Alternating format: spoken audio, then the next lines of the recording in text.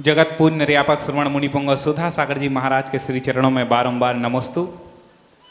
पूज्य गुरुवर, ग्रीष्म काल का समय आ चुका है, बच्चों की भी स्कूल की छुट्टी हो चुकी है। आपके मंगल आशीर्वाद और मंगल प्रेरणा से श्री श्रवण संस्कृति संस्थान सांगानेर द्वारा हर वर्ष शिविरों का आयोजन होता है। विगत 2 वर्ष कोरोना काल रहा, लेकिन आपने एक सूत्र सब विद्वानों को दे दिया कि कोरोना काल भली है, लेकिन हमें ऑनलाइन शिविरों के माध्यम से धर्म की प्रभावना करनी है। और ऑनलाइन शिविरों के माध्यम से लाखों लोगों ने, जो लोग कभी स्वाध्याय से जुड़े नहीं थे वो भी जुड़े। लेकिन इस वर्ष महाराज जी स्थिति ठीक है, और इस वर्ष विशेष बात यह है कि श्री दिगंबर जैन श्रवण संस्कृति सांगानेर संस्थान के 25 वर्ष पूरे हो गए हैं और रजत गौरव जयंती वर्ष है। तो इस बार महाराज जी लक्ष्य बड़ा रखा गया है, आपका आशीर्वाद रहता है, वहां बड़ा ही काम होता है। 1500 स्थानों पर शिविर लगाने का लक्ष्य सांगानेर संस्थान द्वारा है। तो आपसे मंगल प्रेरणा यह है कि समाज के लिए इसकी शिविरों की क्या महत्वता है, पढ़ाने वालों के लिए मार्गदर्शन और संस्थान के लिए मंगल प्रेरणा आपकी चाहते हैं। नमोस्तु गुरुवर। देखो, कभी कभी ऐसे युग आता है, व्यक्ति लेने वाला है लेकिन देने वाला नहीं है। एक युग ऐसा था हमारे भारत देश का, खास तौर से उत्तर भारत का, कि यहाँ ज्ञान लेने वाले बैठे थे लेकिन ज्ञान देने वाला कोई नहीं था। कोई नहीं था, कोई विद्वान, कोई पंडित ही नहीं थे। बीच में ऐसे पंडित भी नहीं थे, मुल्लाज का तो सवाल ही नहीं। और वो ज्ञान भी सब जगह जाकर नहीं दे सकते थे। कुछ पंडित होते थे तो अपने गांव में, अपने नगर में जितना ज्ञान दे सकते हैं, दूसरे स्थान पर नहीं जा सकते थे, क्योंकि राज्य की परंपराएं थीं, आवागमन के साधनों का अभाव था। तो कई गांव ऐसे होते थे जो जिंदगी में कभी उन्हें 2 शब्द भी धर्म का सुनने समझने का मौका नहीं मिलता था। ऐसे युग निकल गए। और जब आज और बीच में कुछ विद्वान बने तो वे खोटे विद्वान बने, आर्ष परंपरा के विरुद्ध ज्ञान बांटने लगे। मुनि विरोधी विद्वान तैयार हुए।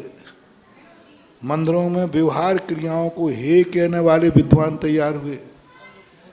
परिग्रही को तो गुरु माने और दिगंबर को गुरु न माने, ऐसे हुए।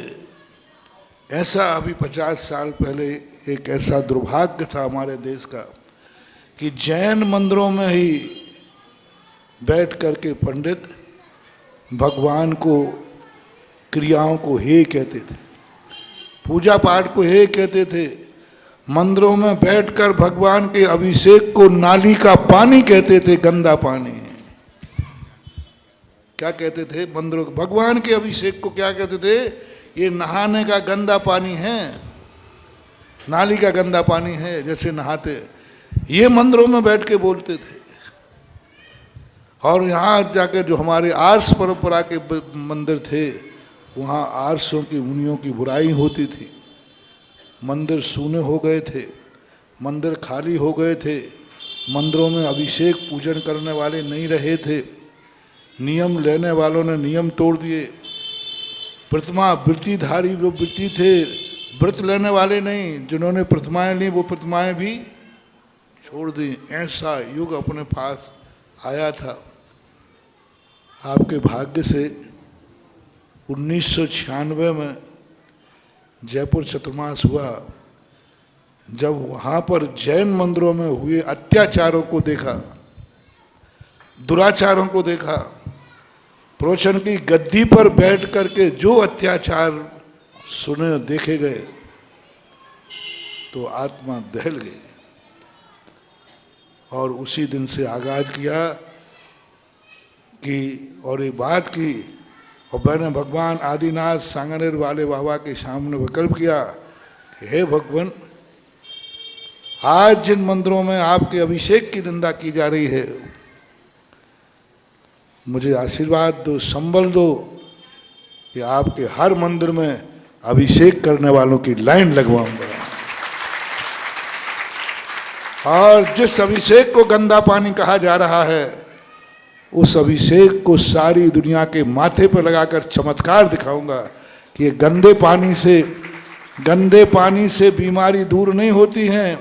यदि गंदा पानी होता तो बीमारी बढ़ती। ये वो गंधोदक है जिसमें 700 कोड़ियों के कोड़ दूर होते। मैंने भाव किया कि हे भगवान, आपकी पूजा को जहां हे कहते हैं, पूजा पाठ को कहते हैं, आपकी पूजा होगी। जहां मुनियों को, जो मुनियों के स्थानीय मंदिर होते हैं, उन मंदिरों में मुनियों का प्रवेश होगा। और उसी के प्रतीक के रूप में भाव आया, क्योंकि मैं तो मुनि हूँ, कितना विहार कर पाऊंगा, कहाँ कहाँ जा पाऊंगा, सीमा है। और सोचा जहाँ मैं नहीं जा पाऊंगा वहाँ मैं ऐसे विद्वान तैयार करूंगा, ये विद्वान जाकर के शंखनाद करेंगे। श्रमण संस्कृत संस्थान सांगानेर की स्थापना हुई। महानुभाव, आप सारे भारत के लिए इस प्रश्न पर आपको बहुत बड़ी बात कह रहा हूँ। आज आपका दिन, आपके सौभाग्य पुण्य का उदय है कि आज मंदिरों की मर्यादा के अनुसार प्रवचन करने वाले विद्वान सारे भारत में फैले हुए, सारे भारत, महाराष्ट्र है, कर्नाटक है, महाराष्ट्र है, उत्तर भारत है, सब भारत में जहाँ भी जाओ। आज 25 साल हो चुके। 25 साल में यदि मान लीजिए अपन मानते हैं 50 विद्वान, 30 विद्वान हुए, 1000, 1200, 1500 जितने विद्वान सारे भारत में फैले हुए। और सारे भारत में फैले हुए विद्वानों से मेरा कहना है, मैंने मात्र आपको जो ज्ञान देने का स्थान किया, 5-5 वर्ष तक आपको पढ़ाने की व्यवस्था की। हमारे बेनाडा जी थे जो, उन्होंने भी बड़ी मेहनत की। और ये मात्र इसलिए की कि आप जहाँ भी रहेंगे वहाँ श्रमण संस्कृति का शंखनाद करेंगे। जहाँ भी सांगानेर का विद्वान रहेगा, उसको जब भी मौका मिलेगा अपनी आर्ष परंपरा को स्थापित करेगा। कर रहे हैं। पहला निर्देश समाज को है। आपके बच्चे हैं, आप तो सूखी लकड़ियां हो चुके हैं, तो आपके लिए तो मैंने 12 वर्षीय कोर्स रखा है। जितना पढ़ सको पढ़ लेना, नहीं पढ़ सको तो नहीं पढ़ना। लेकिन आपसे मेरा कहना है, जो सौभाग्य आपको नहीं मिला है, आप अपने बच्चों से जरूर कहें कि साल भर तुम्हें लौकिक पढ़ाई पढ़ना पड़ती है, बहुत भार होता है, कोई बात नहीं। 2 महीने जो गर्मी के मिलते हैं, इनमें अपने अपने स्थानों पर जो आपके क्षेत्र में रहने वाले विद्वान हैं, सांगानेर वाले विद्वान, उनको बुला करके 8 दिन, 10 दिन, 15 दिन का शिविर लगवाइए। हर मंदिर में भारत के शिविर लगना चाहिए आर्ष परंपरा का। हर मंदिर में नियम ही होना चाहिए कि हमारे यहाँ मंदिर है तो गर्मी में शिविर लगेगा ही लगेगा। पंचायतों को ये नियम करना चाहिए। मंदिर के जो ट्रस्टी हैं, व्यवस्थापक हैं, उनको करना चाहिए। समाज के जो युवा मंडल हैं उनको करना चाहिए। समाज के जो महिला मंडल हैं उनको करना चाहिए। ये नियम बन जाना चाहिए हर मंदिर का, हर समाज का, कि गर्मी के दिनों में 8, 10, 15 दिन का एक श्रमण संस्कृति सांगानेर के विद्वानों को बुलाकर शिविर लगाना ही लगाना है। मंदिर टू मंदिर, जो जितने मंदिर हैं सब मंदिरों में लगना चाहिए। नियम बना लीजिए। 2 महीने का समय होता है। और अच्छा बढ़िया उनको बच्चों पंडित को बुलाओ, वो पढ़ाएंगे। अच्छे पुरस्कार रखो, अच्छे पुरस्कार रखो, अच्छे ढंग से पढ़ाने की व्यवस्था करो। स्कूल खाली होते हैं उनमें क्लासें लगवाओ और विद्वान को बुलाओ। ये कार्य भारत की सारी दिगंबर जैन समाज के लिए उपदेश ही नहीं, जहाँ जहाँ मेरे भक्त रहते हैं उनको टेक टू ऑर्डर, आदेश है। जय हो। करना ही है। एक 10 दिन का भी शिविर का संस्कार उस बालक के लिए साल भर ताकत देता है। जब मैंने कहा ना अभी कि सामूहिक रूप से संगठन में 1 दिन का भोजन साल भर तुम्हें समाज से जोड़े रखेगा, और 10 दिन का शिविर में पड़ा हुआ धर्म का संस्कार पूरी साल तुम्हें भ्रष्ट होने से बचाता रहेगा, गलत मार्ग से बचाएगा, क्योंकि 10 दिन तुमने जिन वाणी को पढ़ा है। और सब बच्चों से करो। भली मैं ये नहीं कह रहा हूँ कि वो धर्म की क्लास पढ़ के धर्मात्मा बने, मुनि बने, भगवान बने, नहीं, एक अच्छे तुम्हारे बेटा बने।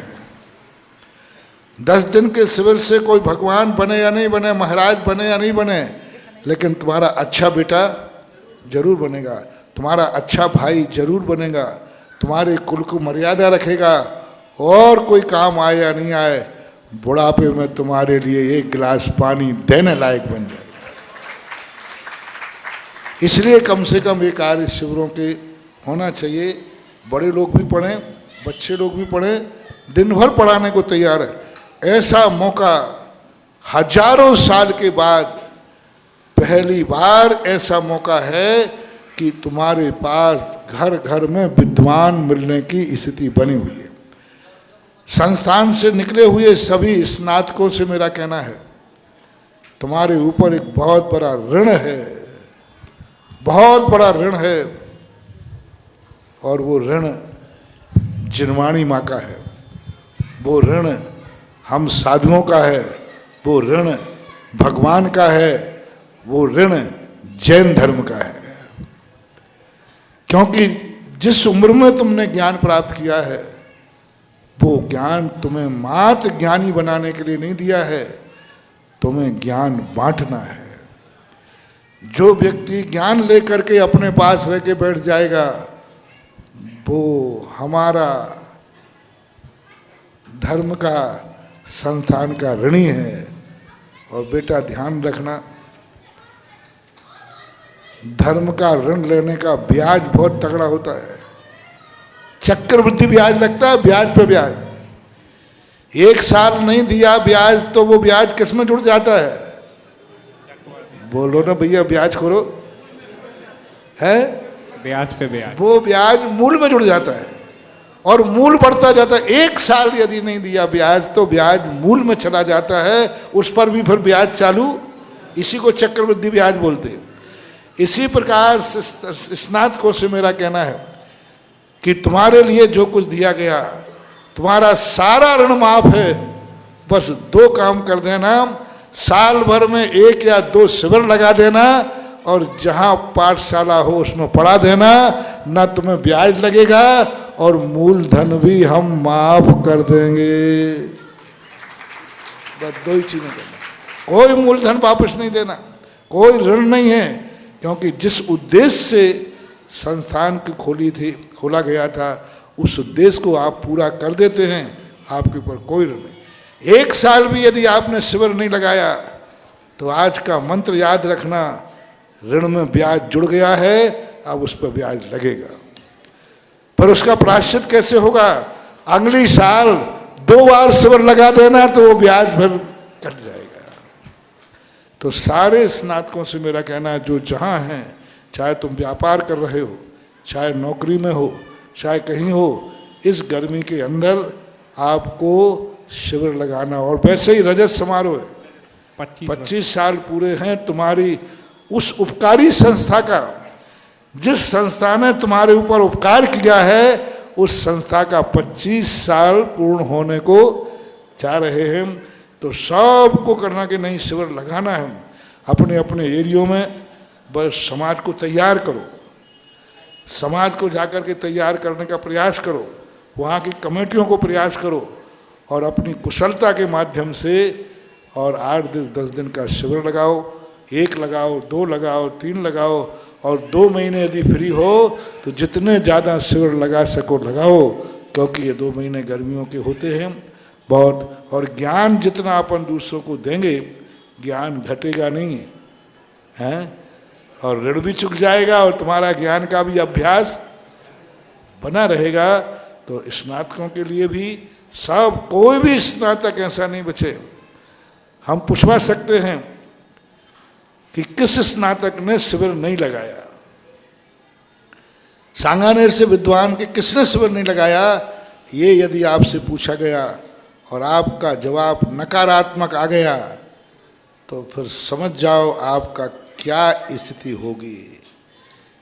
मैं चाहता हूँ कि जितने भी बच्चे हमारे संस्थान से निकले हैं, हर बच्चा गर्व से कहे मैंने एक नहीं, दो नहीं, दो दो तीन तीन शिविर लगाए हैं, तो हमारे लिए खुशी होगी कि हमने जो आप लोगों के लिए सोचा था आप उसमें सफलता को प्राप्त हुए। यानी मैं अपने आप की सफलता मानूंगा।